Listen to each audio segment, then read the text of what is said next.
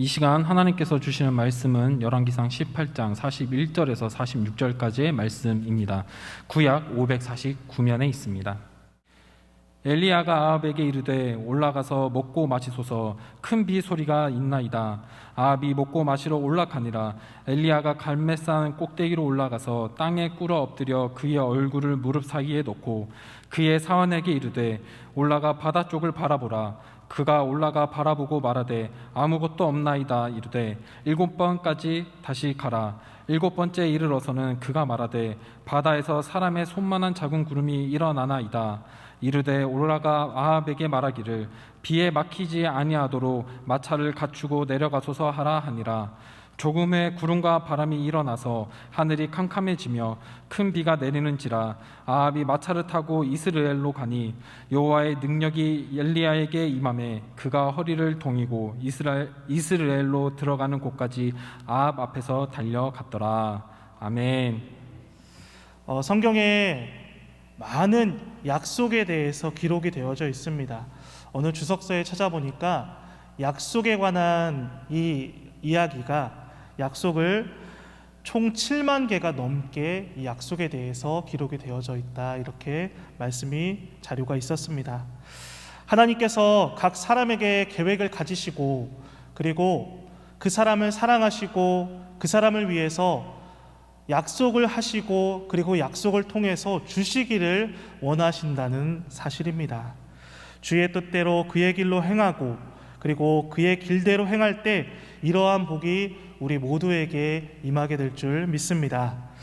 제가 요즘 보고 있는 책에 예화가 있는데 어떤 분이 천국에 갔는데 천국 창고가 있었대요.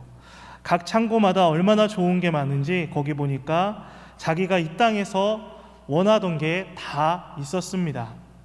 그런데 그 좋은 것들이 포장지에 주소가 있는데 거기 보니까 자기 이름이 다 적혀 있었대요. 그래서 이 사람이 예수님께 물었습니다. 아니 주님, 이렇게 포장까지 다 해놓고 왜 주시지 않았습니까? 라고 이렇게 물었다고 합니다. 그때 주님이 이렇게 말씀을 하셨더래요. 내가 준비는 해놨는데 네가 요청하지 않고 구하지 않아서 그랬단다, 이렇게 이야기를 하셨다라고 합니다. 물론 성경에는 없는 확인되지 않은 이야기이고 설입니다. 예화일 뿐입니다. 그런데 성경에는 없지만 성경의 진리들을 다 모아서 생각하다 보면 상당히 일리가 있는 이야기이기도 합니다. 오늘 본문도 마찬가지입니다. 오늘 본문에 엘리야가 나옵니다만 이 엘리야가 하나님으로부터 약속을 받습니다. 어떤 약속이냐면 내가 비를 지면에 내리리라 라는 약속을 받게 되었습니다. 당시 이스라엘은 이세벨이라는 여인으로부터 우상들이 들어오게 되었고 이방 신상들이 들어오게 되었고 그 심판으로 이스라엘 땅에 3년 동안 비를 내리지 않는다는 하나님의 징벌이 있었습니다. 그런데 이제 하나님이 엘리야에게 내가 비를 지면에 내리리라 이렇게 약속을 주신 것입니다. 그런데 여러분, 여기서 중요한 것 하나를 발견하게 됩니다. 그것이 무엇이냐면 이 약속의 말씀을 주시고 바로 비가 왔냐라는 것입니다. 자동적으로 비가 온 게 아니라 오늘 본문을 자세히 보면 오늘 본문 안에서 그 말씀이 이루어지기 위해서 한 가지 조건이 있었는데 그것이 무엇이냐면 바로 엘리야의 기도가 있었다라는 사실입니다. 이 성경 본문이 우리들에게 알게 하는 것은 무엇입니까? 아무리 위대한 하나님의 약속이 예약되어져 있어도 그것이 현실에서 나타나기 위해서는 반드시 기도를 통과해야 한다라는 사실입니다.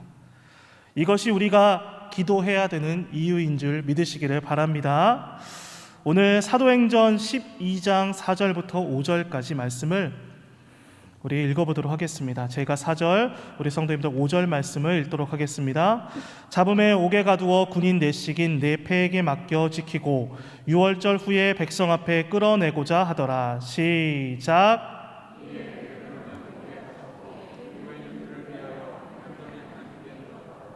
네, 12장을 보면 우리가 지금 4절과 5절 말씀을 읽었는데 3절 말씀에 보면 이 기간이 어느 기간이냐면 무교절 기간이었어요. 무교절 기간에 베드로가 잡혀서 옥에 갇히게 됩니다. 그런데 이 감옥에 갇혔다가 그가 풀려지게 된 결정적인 이유가 있습니다. 성경은 어떻게 말씀을 하고 있냐면 바로 우리가 5절 말씀에 나와 있습니다. 5절 후반부를 다시 한번 읽어보자면 이렇게 말씀합니다.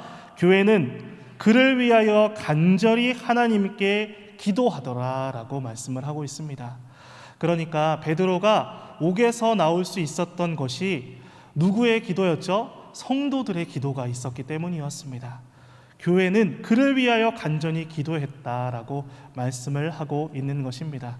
제가 이 구절을 묵상하면서 딱 든 생각이 무엇이냐면 우리 아웃리치 팀이 생각이 났어요. 인도와 방글라데시 아웃리치 팀이 생각이 났습니다.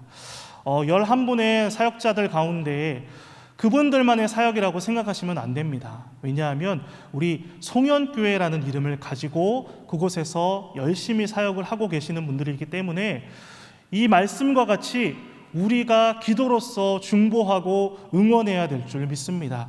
그래서 그곳에서의 모든 사역 가운데 하나님 복음이 나타날 때 생명이 역사되는 귀한 역사가 일어날 수 있도록 주님 함께하여 주시옵소서. 이렇게 함께 기도하는 우리 모두가 되시기를 간절히 축원합니다. 그렇습니다.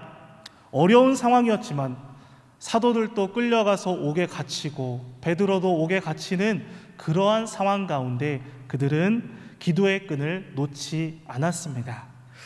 하나님이신 예수님도 성경에 보면 늘 기도하세요. 왜 그렇습니까? 우리들에게 무엇을 말씀해 주고자 하는 것입니까? 예수님을 바라보면서 기도가 바로 하늘의 능력을 나타내는 어떻게 보면 결정적인 요인이라는 것입니다. 우리가 기도하지 않으면 쓰러질 수밖에 없습니다. 그리고 예수님도 순간순간 어려운 이 순간이 찾아왔을 때, 감당하기 어려운 순간이 찾아왔을 때 그때마다 예수님은 기도로서 넉넉히 승리하는 모습을 바라볼 수가 있습니다. 우리들도 마찬가지입니다. 예배 때마다 우리가 말씀을 듣습니다. 귀한 언약의 말씀, 나를 향한 그 말씀을 붙잡고 은혜 받고 우리가 돌아갈 때 복된 약속들을 받고 돌아가게 되는데, 그러나 아무리 놀랍고 귀한 그 약속의 말씀을 들어도 왜 삶 가운데 그 약속이 구체적으로 실현되지 않습니까? 예배를 잘못 드려서 그런 것입니까? 아니면 말씀이 잘못된 겁니까? 아닙니다. 바로 기도가 없기 때문입니다. 큐티나 새벽 기도 때마다 주신 말씀을 귀하고 감당하기 어려운 이 말씀을 붙잡고 약속을 받았는데 하루가 지나도록 왜 그 말씀이 살아서 역사되지 않는 것입니까? 마찬가지입니다. 기도가 없기 때문입니다. 그래서 우리 삶이 말씀은 있는데 기도가 없으면 이 신앙은 예양만 받고 실물이 없는 신앙이 될 수밖에 없다라고 말씀을 드릴 수 있습니다. 야고보서 4장 2절 말씀을 함께 읽어보도록 하겠습니다. 자, 우리 한 목소리로 읽습니다. 시작. 너희는 욕심을 내어도 얻지 못하여 살인하며 시기하여도 능히 취하지 못함으로 다투고 싸우는도다. 너희가 얻지 못함은 구하지 아니하기 때문이요.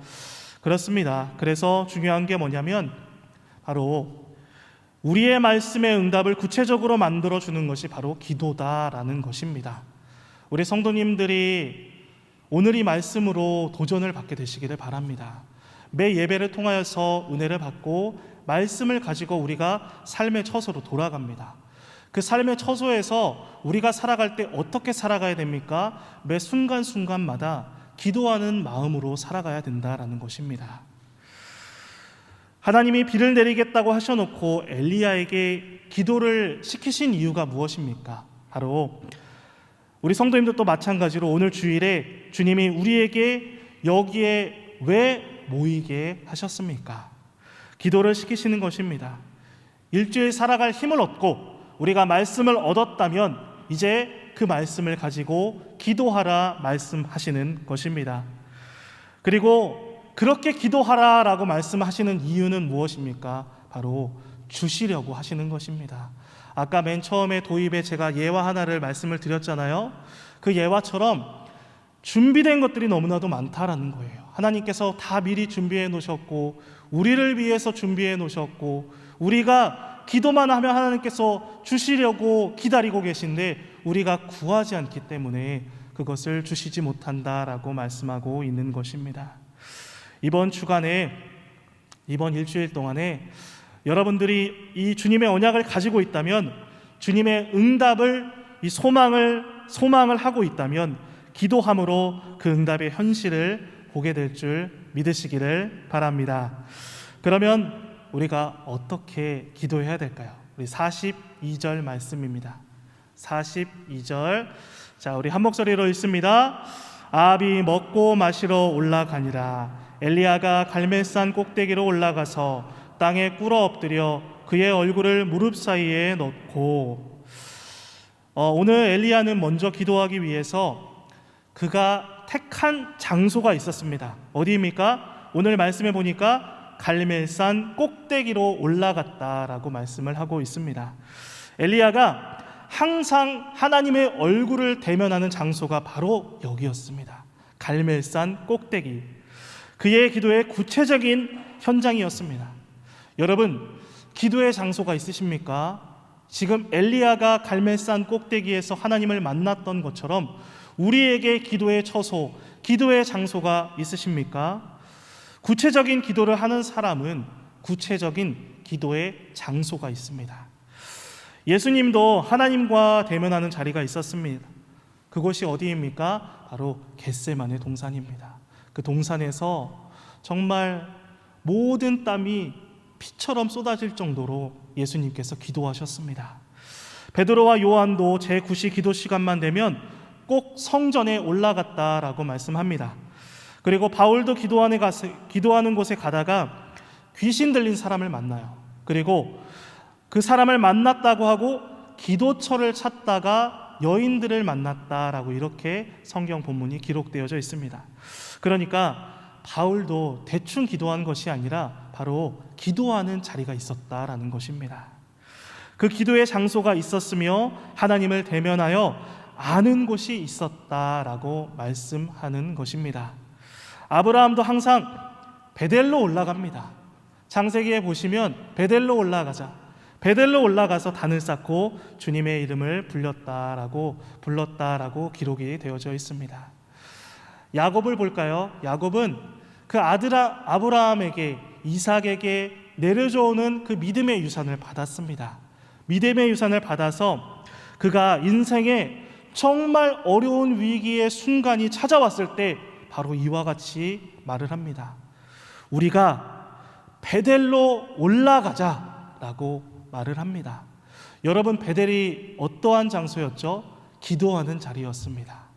마찬가지로 야곱이 최고의 어려움이 자신에게 닥쳐왔을 때 우리 다 같이 기도합시다라고 이렇게 말씀하고 있는 것입니다.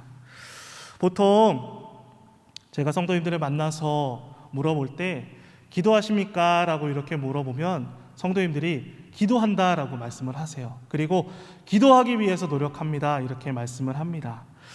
그러면 제가 한 가지를 거기다 덧붙입니다. 그러면 주로 어디에서 기도하십니까? 라고 이렇게 성도님들께 물어보면 거기서부터는 성도님들이 잘 대답을 못 하세요.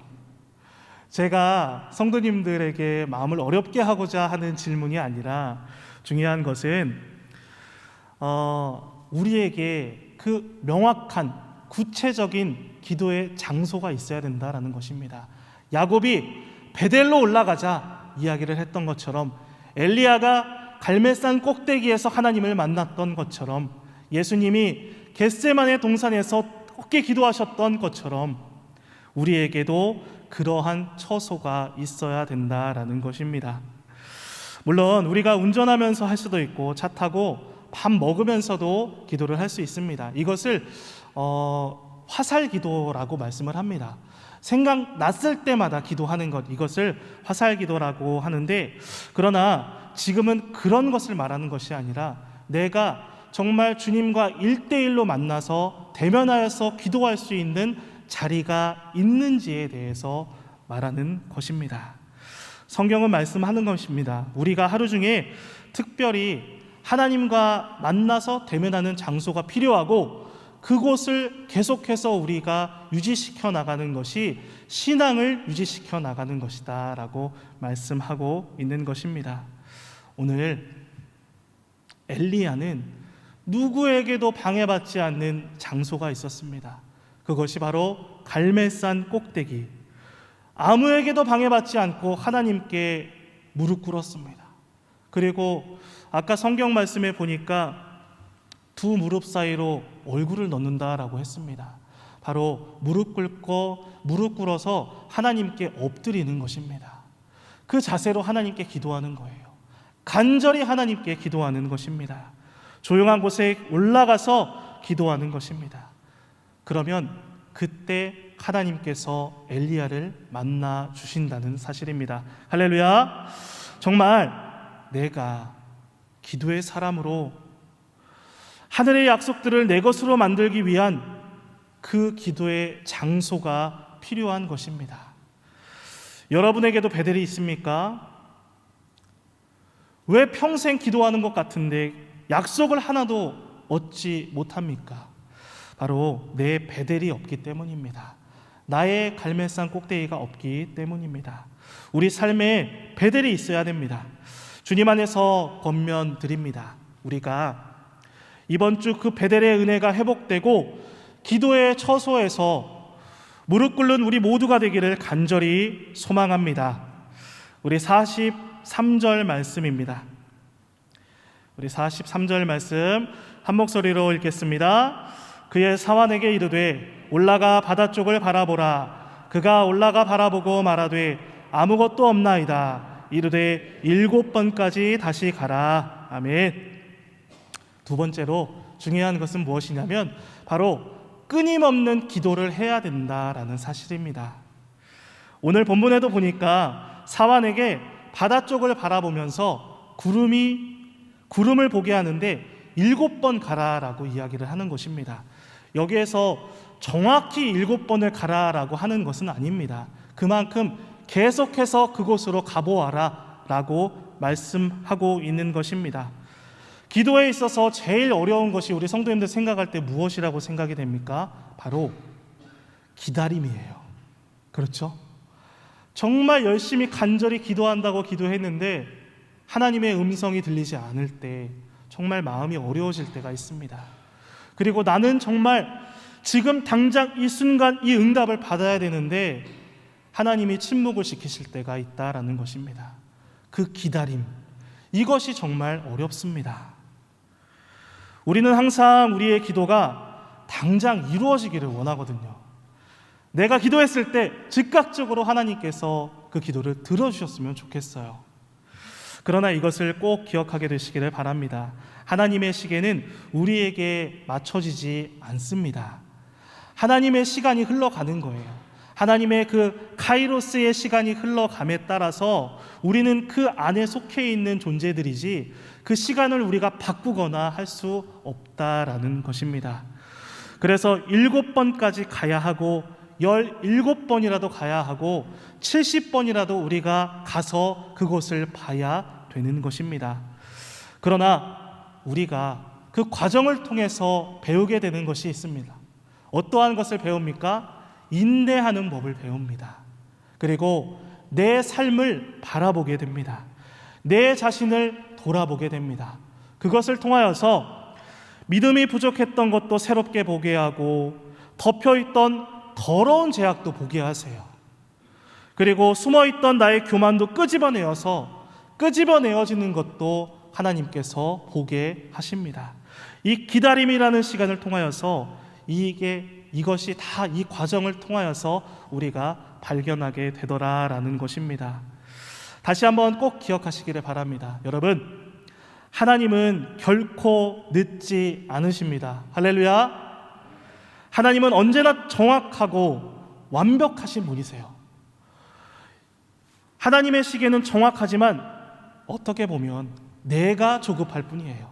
내가 마음이 급할 뿐이라 라는 것입니다. 45절 말씀을 보면 제가 읽도록 하겠습니다. 조금 후에 구름과 바람이 일어나서 하늘이 캄캄해지며 큰 비가 내리는지라 아합이 마차를 타고 이스라엘로 가니, 여기에 보니까 조금 후에라는 말이 있습니다. 조금 후에 그랬습니다. 조금 후에 결국에는 큰 비가 내리고 말았습니다. 그러므로 하나님의 시계를 꼭 믿으시는 우리 성도님들 되시기를 바랍니다. 하나님의 때에 가장 좋은 시기에 가장 좋은 방법으로 우리 성도님들이 구하는 그 기도의 제목에 응답하실 줄 믿습니다. 우리 성도님들, 그렇기 때문에 끊임없이 우리가 기도해야 되는 것입니다. 자, 고린도전서 10장 13절 말씀을 함께 읽어보도록 하겠습니다. 자, 시작. 사람이 감당할 시험 밖에는 너희가 당한 것이 없나니 오직 하나님은 미쁘사 너희가 감당하지 못할 시험 당함을 허락하지 아니하시고 시험 당할 즈음에 또한 피할 길을 내사 너희로 능히 감당하게 하시느니라. 그렇습니다. 우리가 당하는 시험은, 우리가 감당하지 못하는 시험은 없다라는 것입니다. 이 말은 무엇입니까? 바로 하나님께서 우리를 망하게 하지 않으신다는 사실입니다. 우리를 지금 이 시간에도 선한 길로 인도하시는데 그 과정 가운데 시험이 있고 어려움이 있고 그 과정 가운데 우리에게 환난이 닥치는 그 순간이 찾아올 수 있다라는 것을 말씀하고 있는 것입니다. 다윗도 똑같은 것을 경험했어요. 사무엘상 23장에 보면 다윗이 계속해서 그 사울의 추격을 받습니다. 사울의 추격을 받다가 이제는 꼼짝없이 잡히게 된 그러한 상황이 찾아오게 되었습니다. 그래서 그 순간 다윗의 마음에 이젠 끝이다, 이젠 죽었다라고 이렇게 표현을 합니다. 그런데 그 순간 사울이 자발적으로 군대를 물려서 퇴각을 하기 시작합니다. 나중에 알고 보니 블레셋 사람들이 쳐들어와서 사울이 어쩔 수 없이 물러가게 된 것입니다. 바로 하나님이 결정적인 순간에 블레셋 군대를 들어서 끌어들여서 사울을 돌아가게 하신 것입니다. 그 지점의 이름이 바로 셀라 하마 느곳이라고 말씀을 하고 있습니다. 뭐라고요? 굉장히 어렵습니다. 다시 한번 해보겠습니다. 셀라 하마 느곳. 감사합니다. 이 말은 경계의 벽이라는 말이에요. 그리고 분리되는 바위라라는 이 말씀을 뜻을 가지고 있습니다. 그러니까 이게 무슨 말이냐면 피할 틈이라는 뜻을 가지고 있어요. 다윗이 이제 내가 죽었구나, 내가 이제 여기서 사울을 인하여서 나는 여기서 목숨을 끊기는구나 라고 그 최후의 순간에 하나님께서 그를 다시 피할 틈을 허락해 주셨다라는 것입니다. 다윗이 무엇을 경험합니까? 시험 당할 즈음에 피할 길, 그리고 피할 틈을 내시는 그 하나님을 만나게 되었습니다. 그 하나님을 경험하게 되었습니다. 우리 성도님들도 마찬가지입니다. 우리 삶에도 셀라 하마 느곳, 이곳이 굉장히 많은 줄 믿습니다. 우리가 알지 못하는 순간에게도 내가 알게 모르게 하나님께서 위험과 어려움으로 분리시키는 장소입니다. 내가 피신할 수 있는 그곳을 주님은 준비하고 계십니다. 그리고 우리가 감당할 시험 밖에는 주신 일이 없다라고 분명하게 말씀하고 있는 것입니다. 오늘 여러분이 주여 기도하면 주님께서 피할 길을 내실 줄 믿습니다. 오늘 여러분이 아버지 기도하면 주님께서 피할 틈을 내실 줄 믿습니다. 그동안 너무 그 시험이 거세서 기도하기를 포기하셨던 분들, 내 베델에서 내려오고 나의 갈멜산이 실종되어서 오늘부터 다시 그런 분들은 기도하게 되시기를 바랍니다. 그동안 시험에 너무 아프고 지쳐서 기도를 내려놓으셨던 분들, 여러분의 각자의 삶 속에서 나를 공격하는 그 사울이 너무나도 많아서 계속해서 쫓기고 있었던 그 쫓기는 인생으로 지금 숨막혀 하시는 우리 성도님들, 다시 한번 기도하게 되시기를 예수님의 이름으로 축원합니다. 우리가 아버지 주여 기도하는 것이 얼마나 소중한 것인지 오늘 깨닫게 됩니다. 끊임없는 기도를 하나님께 드리시고 하나님과의 날마다 그 풍성함을 누리는 우리 모든 성도님들 되시기를 예수님의 이름으로 축복합니다.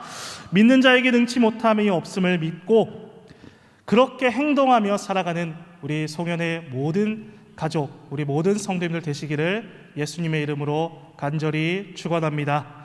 기도하겠습니다.